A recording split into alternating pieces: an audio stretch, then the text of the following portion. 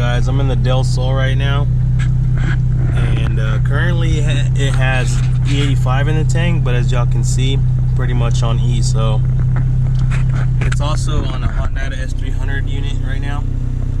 But today what I'm going to be doing is, since it's all motor now, I had it on E85 and 1000 cc's because it was turbocharged, and now that it's just bolt-ons, I don't need that. So what I'm going to go today, the car's not on flex fuel, right? But I'm going to show y'all how I convert back to pump gas with being my own tuner.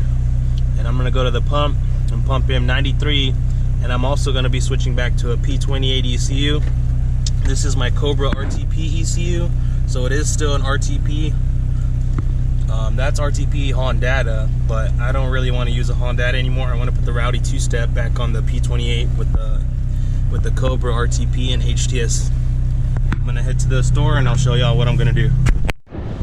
Alright guys, I just want to show y'all real quick that the B16 and the Del Sol, it's on ID1000s with these plug and play fail-safe adapters.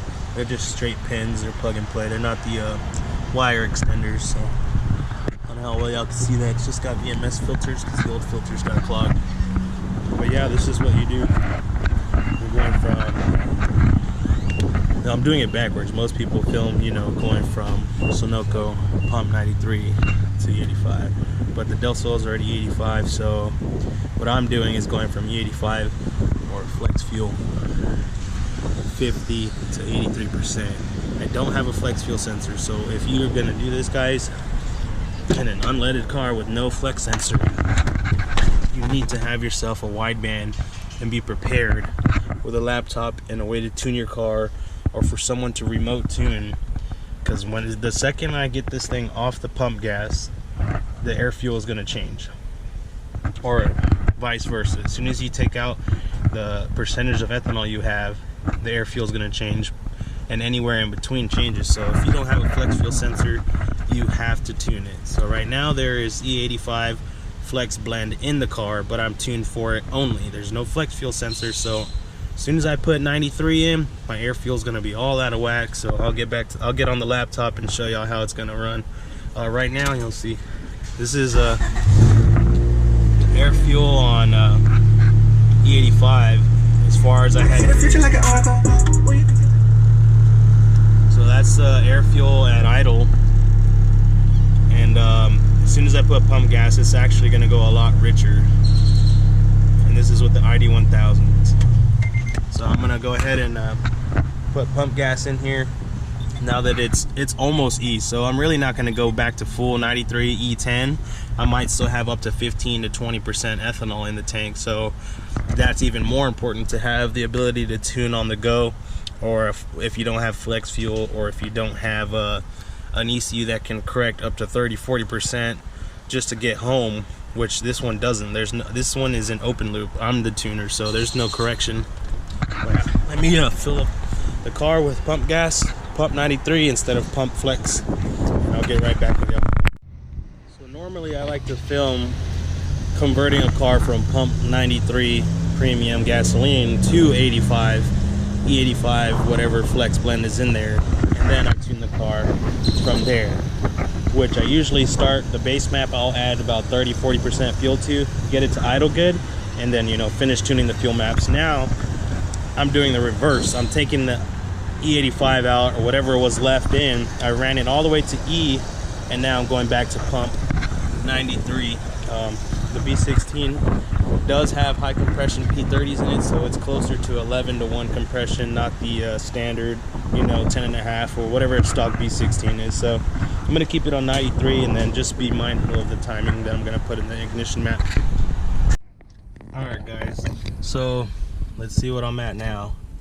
I put about 8 gallons of flex fuel. I put about 8 gallons of pump 93 when it was about E, and it ended up only being 8 gallons. So there's going to be a mixture of ethanol in here still, but I'm going to show y'all right now what happens to air fuel if you just convert without a sensor.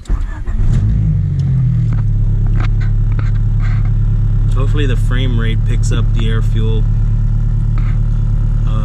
You can already see the first startup is about 20-30% richer.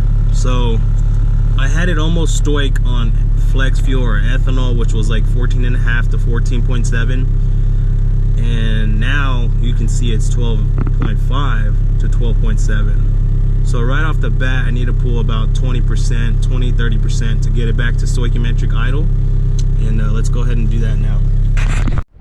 Alright guys, I went ahead and plugged in the Cobra RTP.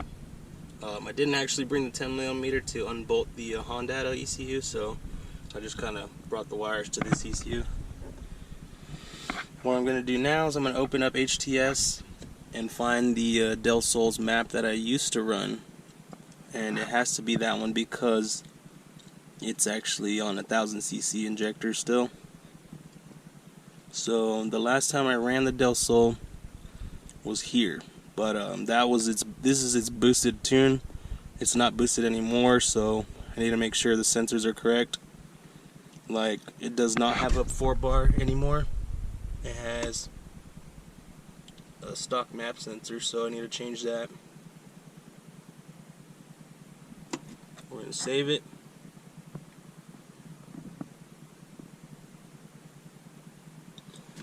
And then we're going to upload this.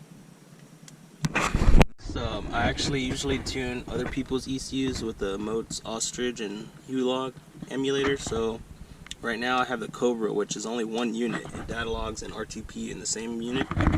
So I actually gotta change back because HTS isn't gonna know what it's looking for. So you have to change it from whatever you were tuning with previously, which I'm gonna go with the Cobra RTP now. Then we gotta find the COM ports, which I don't know how, or I don't know which ones they are. So HTS actually has this feature in here on the infos tab. It's called the COM port helper. So you click the COM port helper and it'll tell you to help find the device, make sure it's unplugged. So you hit yes, and it says now plug the device in. Wait a few seconds. So I'm gonna hook in my Cobra RTP, wait a few seconds. The computer saw it, but I'm gonna make sure wait a few seconds that the software is seeing it. Then we're gonna hit OK, and boom, COM port 10 and COM 11. So now that we know our COM 10 and 11 are what the communications are gonna be for my emulator and data logging settings, we're gonna use COM port 10 and COM port 11. And then we should be able to connect emulator and upload the new base map stock map sensor, but I still have the injector calibration from the 1000cc's in it because it still has 1000s, ID 1000s. So we're gonna see if this base map works now. And I haven't tuned on it yet. I'm gonna show you guys. So this is basically a base map right now. And we're gonna enable data logging. We're gonna come to our tables because right away our fuel table is gonna need adjustment. And I'm gonna go ahead and take it off the boost tables because we're not gonna be running in boost now. You can do that under the graph settings. If you're just tuning the NA maps, you go to graph settings and only NA view. That way you're only looking at the breakpoints for an NA table, which is 0 vacuum or 0 pressure and down. So this is all we're gonna be calibrating now. And as you can see, we're already running about 30% richer now that there's a gasoline in here. And you do have to on a boosted car, I really recommend you put the data logging wire from your wideband to your ECU. That way you can data log O2 air fuel in your tuning program. This is for any tuning program really. To get data in here, you need to wire your sensor. I'm not going to go over that right now. I just want to show y'all how I convert cars from pump gas to pump E85. So it being 11.0, that is so rich right now. So what we're going to do is we're going to go ahead and go to our non-VTEC map, and I'm going to pull out 30%, guys. So in theory, we'll get to the 13s, maybe even 14s by doing this. So we're going to upload that change, pulling 30% out of the air fuel mixture. You're going to see that the wideband should start to reach its target. And now I pulled too much, so it's too lean. which is okay. This is at idle right now. So we're gonna go ahead and put 10% back in. You know, you want to start with small increments, but I'm pretty impatient and I'm my own tuner, so I know I can swing air fuel left and right, and I'll eventually find it. Right now this is full lean. You never want to see this when your engine is loaded up, or even at idle. You don't really want to see full lean. This can melt pistons. EGTs will raise faster than you can feel it, because your car might not even misfire. You might just not have much power. So still really lean. We're gonna add another 10% back in, which means I would have only had to pull out 10%, but at idle is a little different because dead times and other things are affecting the fuel pressure at idle. It's a little different. So basically you just want to try to get your air fuel back to stoic on your base table, on your base fuel table.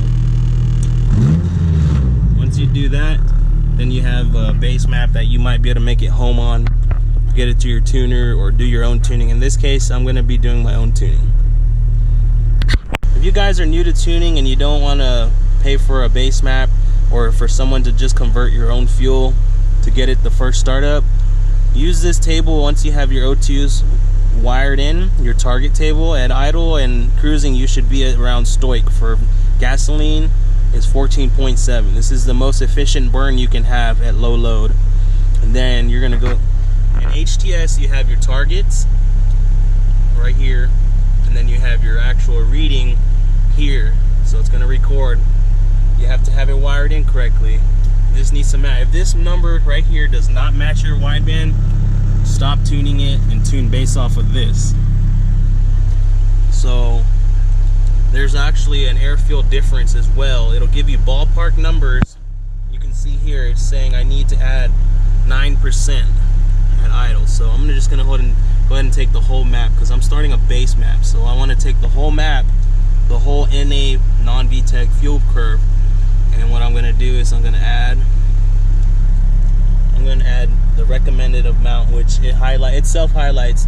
That's its recommended percentage value. So I'm going to go ahead and hit enter. I'm going to add that and see what it does to my air fuel. Now these numbers should delete when you make changes. And then you go back and you see your target versus your actual reading and your air fuel difference. So now we are in the 13.8, the high 13s or mid 13s, and which is good for a cold start, but you don't really want to idle like that all the time. You really want to shoot for the 14.7, the stoichiometric range.